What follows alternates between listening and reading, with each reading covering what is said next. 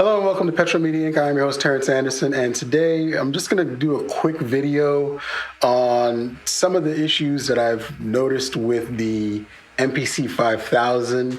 Now, there aren't too many issues. I'll be honest with you, it's a really rock-solid unit. It's more so things that I've noticed since I've decided to start playing around with it. I've had it for several months now. I haven't really been doing too much videos with it because, it's summertime and the kids are out of school. So I tend to be the one to take care of the kids during that time because we have a bunch of kids. But now that they're all back in school, I'm getting back to work on production and all the different things that I've been doing. And the 5000 and the 1000, which is also over my shoulder, are two of my favorite pieces of equipment to work on. I love the MPC line. I've had a 2000, I've had a previous 1000, the blue ones with the individual pad sensors, which has been very problematic and frustrating to deal with. But since those, I haven't had too many problems with them since. The newer ones, or I should say the ones after the 1000, the first blue version of the 1000, were better relating to just the sensors. The original MPCs all had great sensors. I don't know why they went to that, and I'm glad they switched back to the pad sensor strip. It just makes more sense. It's also easier to replace if there's an issue because you're not hunting for individuals, but I digress. I'm going off on a tangent for no reason. The 5000 is a rock solid unit. It was plagued with a lot of drama between producers who had issues with it for various reasons, as well as, the company's original rollout was with a very bad operating system. It wasn't up to speed with what was needed at the time. The 4000 was already a monster, and the 2000 XL was amazing. The 1000 came out and was like, oh my God, look at this thing, and the 2500. So when this came out, the version 1 of the OS was terrible. Version 2 of the OS has been perfect. Considering what was available at the time, this is truly a flagship for the 1000, 2500, 500 series, and the 5000. It was definitely the flagship for that. It competes with the 4000 at the time. The 4000 had a lot more love. This had a lot of features. The whole argument about 24-bit versus 16-bit is pointless because back then the only way to get the audio out of these things was to track it into something else. And unless you were using digital audio out, which almost nobody used, it really didn't matter whether it was 16-bit or 24-bit. It just didn't matter. Because you can change that on the way in with whatever you're recording in. Let's say you're tracking it into Pro Tools. You can set Pro Tools to record at 24-bit, 96. It's going to record the audio coming in analog and convert it to that. So it really didn't matter what the other end of it was going out, unless it was via digital outs. That's where it mattered. And honestly, nobody uses that for that purpose at the time. We just didn't. We tracked it out. So anyway, this is my MPC 5000.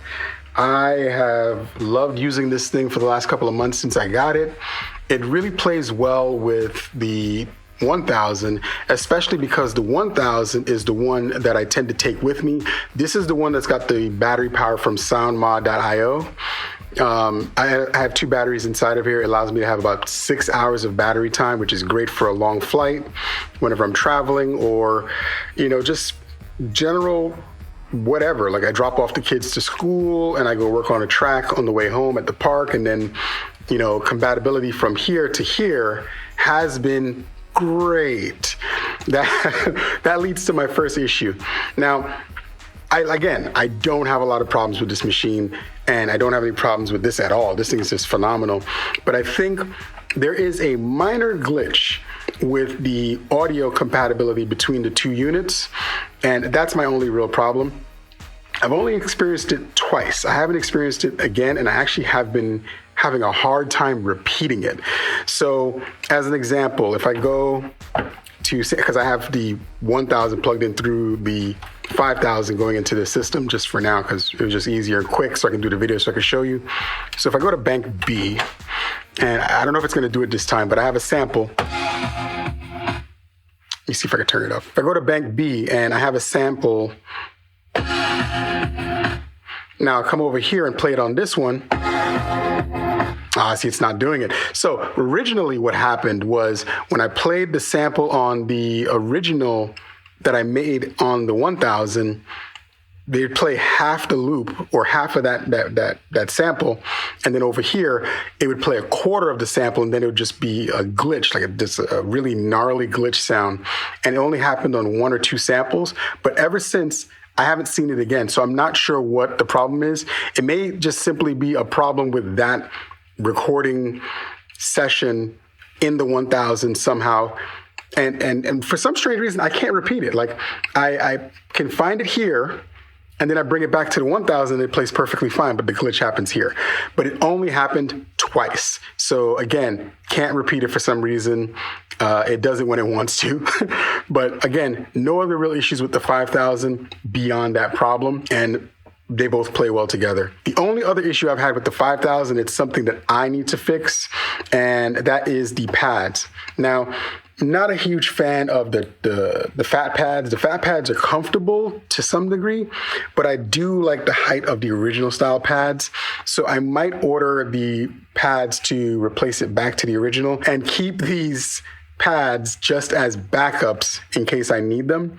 I've also been considering copying something when I saw one of the other YouTubers do to clean the white buttons to make them nice and shiny again. Because I bought a replacement for this one, and now it doesn't match. And it's super cosmetic. I might not even bother doing it just because honestly, there's really no reason to do it other than me wanting to do it. So I'm weighing that and debating that, but I probably might not do it. But the pads themselves, definitely, I think I prefer the gray pads, and I need to replace the trigger because bank A on the first pad doesn't play right. So if I go back to the 1000 and so I have that.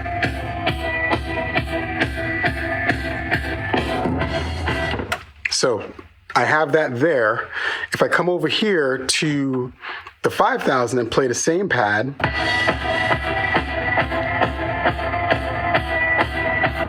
so it's playing perfectly fine, right? Now, if I try to play it multiple times, I'm gonna go back to that same pad on the 1000.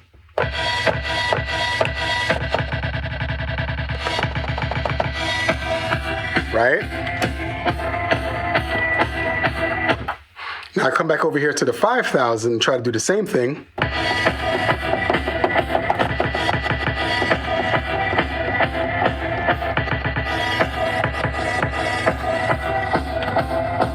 You get the idea. I need to replace the pad sheet. Only this trigger has problems, and it does the same thing on all the different banks, but overall it's just that pad. Again, it plays now, but sometimes it doesn't. So most likely the previous owner really used the crap out of this pad, and that sensor is just basically damaged. But it's so minor because I can just use any of the other pads to do the trigger. I like to put my kick drum on one, but I'm gonna have to put it somewhere else for now, just for now until I replace it. And yeah, that's about the only other issue I have really at this point with the pads. Now, on the front of the unit, if you notice, on the 1000, what do you see that looks different versus the 5000? And if you didn't catch it, the ejector button is here, and on this one, it's broken off.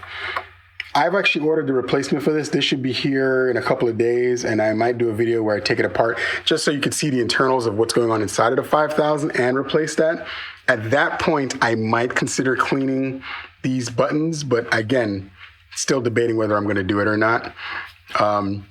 I might do it because I really would like to do it. To be honest with you, I might do it. The only other thing I have is an issue with this.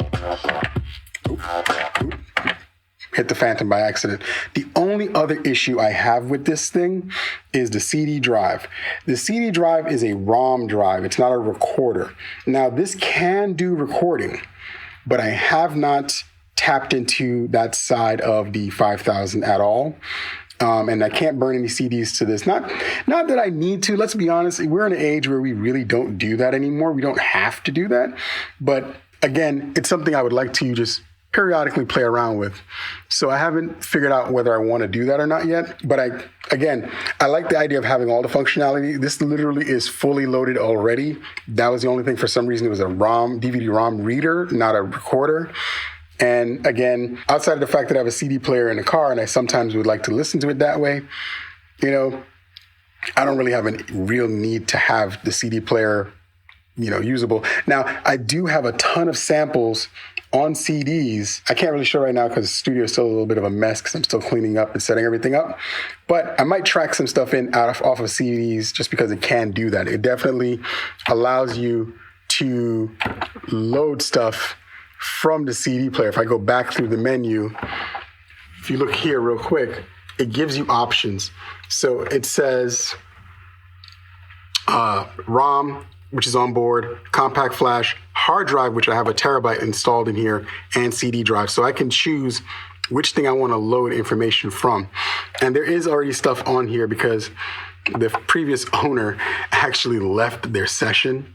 I didn't make this music, but they have a previous session.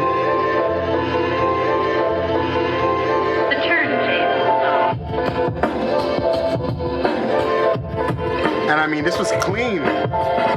I'll admit that this is a really, really decent track. I can't believe they left it in here.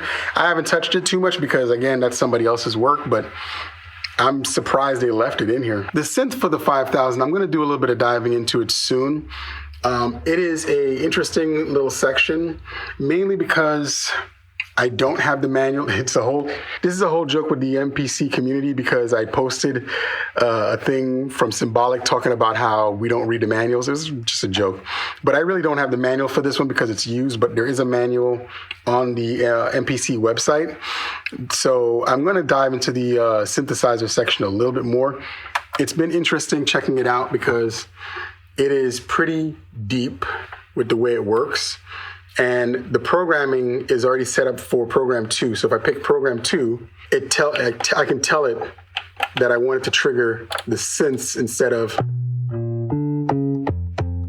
program 1, which would be. So it's like I can choose between the two, and then the next thing I need to figure out is how to get through the patches because it's got a lot of patches, and I don't know all of them or how they work just yet because I have just started really diving into this unit. So yeah, so that's kind of like the basic overview of what's been going on with this setup. So overall, I really don't have too many problems with the 5000. All of the things that I've read online that people have issues with, I just haven't run into them. That glitch thing is so random. And again, it's only happened twice. So far, I've checked out about 80 or 90 of my old sessions from the 2000 XL. They pretty much all load on the 1000, which I'm going to do a video a little bit later on the 1000, going over, basically maybe a roast of my old tracks from when I was in college when I first started making beats just to see what the differences are, compare and contrast. I think people would enjoy that, right? Compared to now. But the 5000 doesn't load the 2000 XL sessions. It only loads the audio. So I can load the tracks, like the program of it, to say where all the sounds were on the pads, but I can't load the sequence. I had some issues with that. I think it's mainly because of the way the 2000 XL files were before, because it does read the .all files, which I think should work, or possibly the sequence file. I have to try it again. I tried it a couple times and I had some issues, but overall, it just didn't really want to do it. And that's totally fine because it's the 2000 XL that I had. I didn't know any better at the time, and I was saving files as .aps.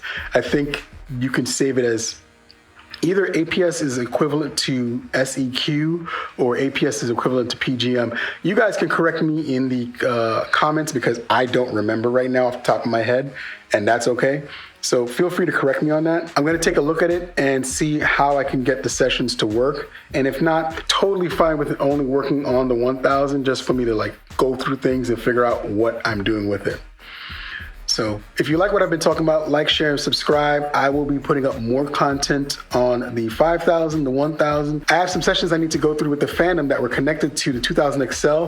And since the 1000 plays those sessions, I'm going to link those two together, track it through the Midas, send it into Logic, and we're gonna mix those down and see how those go.